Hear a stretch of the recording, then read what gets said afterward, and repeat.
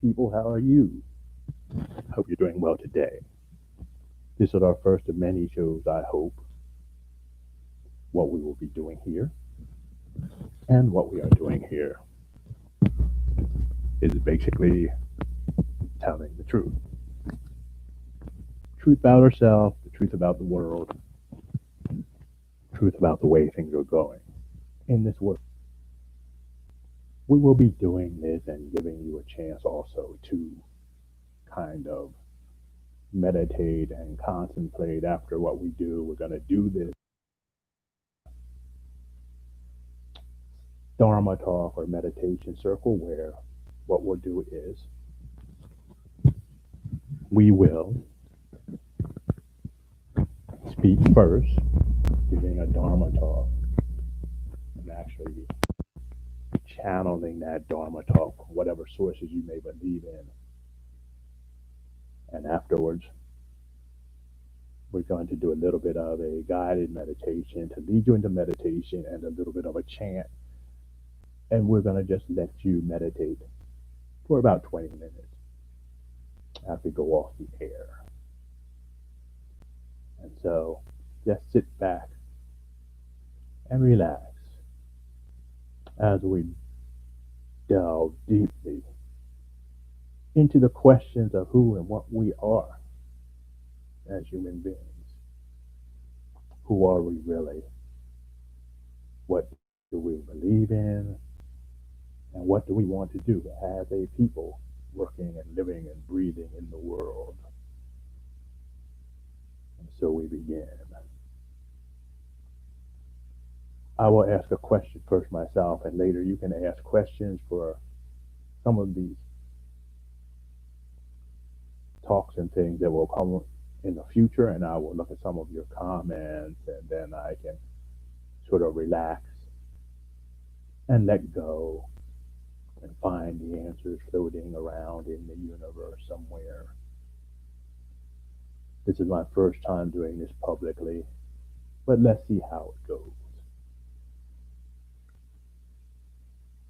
The question I will delve into is who is and what is God?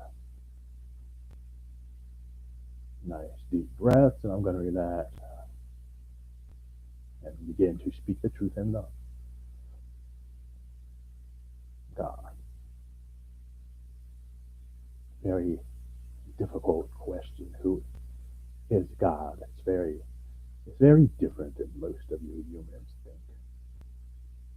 This God that you talk about is really more of an atmosphere or a persona than it is a being that looks like a man or a woman walking around up in the heavens. This God is a way of living and a way of being, and every being through this vision of the creation of a beautiful world, in essence, becomes this God. This God is a collection of all thoughts and ideas and all feelings that have come together in love and in truth and is trying to work within this universe to bring about peace for all. It is a template, a way of organizing, a way of pulling together all of these thoughts and all of these feelings, all that is positive, love and justice and truth, and bringing it together into a total oneness. And as we begin to understand this oneness, we all become a part of this being that is separate from everything, but is everything at the same time. And so seeking God means not only seeking some being, it means seeking the truth. It means seeking a way of being. It means entering into this being by dropping the false self, touching that which is love, that which is beauty, that which is grace, all of the things that you see and all of the things that you hear when you think about the various religions that you've heard all of your life and the people before you. Because all religion you see is not about the being that it points to. It's about you. Every religion is uncovering a divine part of yourself that you have covered over with all of the fears, all of the anger and all of the pain and all of the suffering, not only from this life, but from many lives and many dimensions and many lineages, many focuses of your mind, your body, and your spirit spread out across time and space, all waiting to be unified. And when this fragmented self comes together and is unified, the saying, all is God, all is goddess, all is divinity, it all becomes true. And everyone awakens to a newer, more beautiful universe. The universe that I exist in, that your ancestors exist in, that your lineage exists in. For the God that you follow and connect with is part of yourself and part of your lineage. And as you begin to connect with that part of yourself, that higher self, what happens is that we begin to grow, and each group gets nourished, takes in the information, takes in the experiences that you have living on this earth, so that we will remain free. What I am saying is that we journey along with you into this earth in order to be the salvation of the God instead of being saved by the God. For absolute power corrupts absolutely, as you say, and this infinite power has absolute power, absolute detachment from the world in which you live.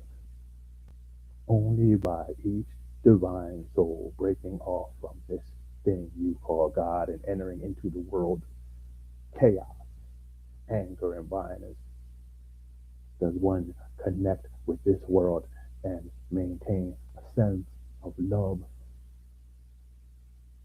sense of empathy, and understanding of all of the beings that live on this earth,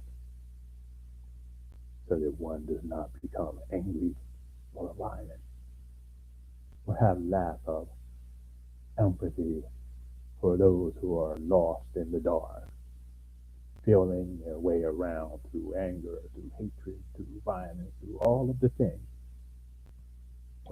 things that you call sin, but we call lessons. It is time to really learn the truth about yourself and this world, the truth about this thing that you call God. It's time to delve more deeply into all of your religions and all of the spirituality and all of those books and things that you seem to know about and read about and all of that, and to find the true core. A lot of bells and a lot of whistles have been added on to all of the teachings and make a person part of one group or the other, but in reality there is only one group with many lines. And the thing that this one group has in common is that they seek love and compassion first. And when they find that love and compassion, they live in it, no matter what the cost. The problem with the earth and people therein is that they find that love and compassion instead of living in it then. Because it's too hard, they shove it deep down into their hearts and they bury it over with all kinds of false ideas and false identities and thoughts and feelings, and project it out onto gods and goddesses and guardians and the great masters and anything that they can project themselves out onto, their love and compassion onto, instead of living in that love and compassion, because it's easier to think of some other being that is the vessel of that love and compassion than it is to drop the fear and to live that. So I am inviting you to journey with me and my lineage so that we can go back to the center from which we all come. We can expand these small minds and bodies into a sense of reality that is cross-dimensional, multi-dimensional, understanding all things that come before us, because in truth you see we are no different than you are, because in truth we have come to you, because we are you and you are us. That is the understanding of those who live in higher realms and dimensions. Is no different than many of the people walking on your earth. No, it's all about love. And it's all about expansion. It's all about understanding who and what you are and no longer worrying about where you are along the path. Whether you be a being that is not super highly evolved or one that is super evolved that moves through time and space at will, doesn't make a difference. The body is not you. The body is not an anchor. The body is a vessel, just like a ship, that takes your essence and our essence on a journey of discovery. And every bit of information that comes into you and your heart and your soul pours into your lineage of souls, the ones that are attached to you, so that they grow and that they stay humble, they stay compassionate, they keep understanding the truth, and they keep understanding the beauty that exists in the world. If you want a different beauty, stop looking to the stars and look within. And sometimes it simply takes doing nothing, just sitting with yourself and looking at the universe through your divine eyes. Thoughts, ideas, images swirling around, but these are just the cages, the bars that hold you in. Observe them. Let them move. Let them go. Let them bubble up until there is no more bubbling, and then you will find the isness, the divine silence,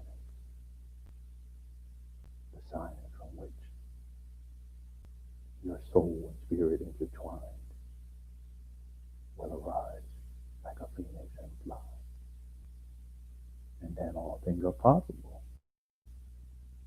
The ego, which we fight so much to kill, can then be reshaped. It can be taken apart at will and made into whatever you need. The mask that you wear as the persona, as the person you think you are in the world and you work to be in the world, can also be removed so easily, cast away, and you can put another mask on just as quickly and as easily as taking off a shirt and putting on another. Your divine being. It's time to live that way. And we are going to help you do that. If you are trusting two things, trust in us and trust in yourself.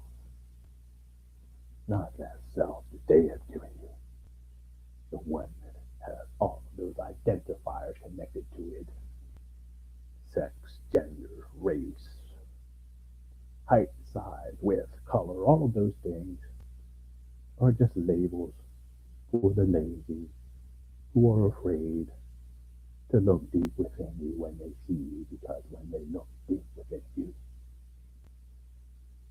they see a part of themselves. They challenge the idea of who they are. They burst that small idea of the ego and they begin to spread their wings and fly.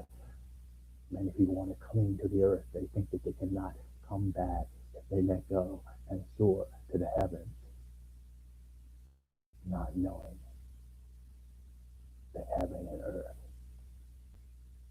exist as one.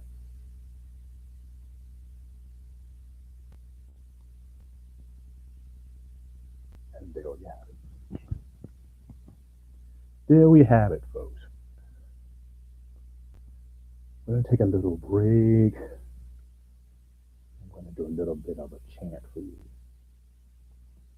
This chant is simply an invitation done by Russell Paul, the creator God, Brahman actually, who is the unseen, unknown creator of all things. And then we'll have a little bit of a guided meditation.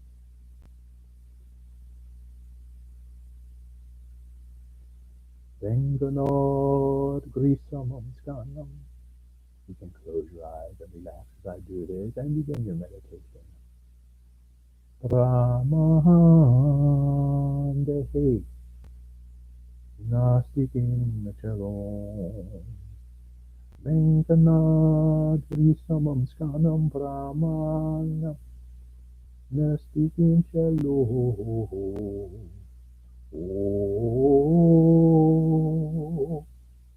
Venganod Grisamam Skanam Brahmanahe Nastikim Shalom.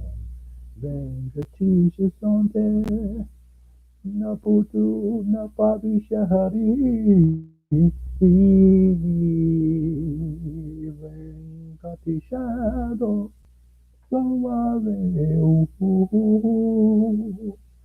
Naputu Napavishahari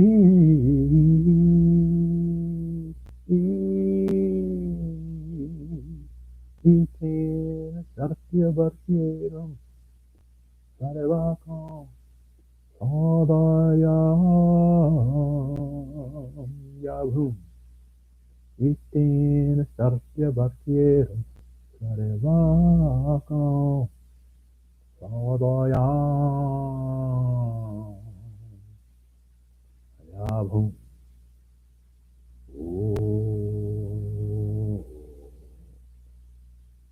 Now let's relax and take a few nice deep breaths, breathing into the belly region, the area called the Dantian, which is about 2 inches below the navel, and in the center of the body, taking a nice deep breath in, allow your stomach to expand, and as you exhale, allow it to contract as far as possible, breathing out all of the air possible, pausing for a second, and inhaling again, filling the stomach, filling the chest, bringing in breath all the way up, relaxing the throat so you can feel the air filling the sinuses and the nostrils.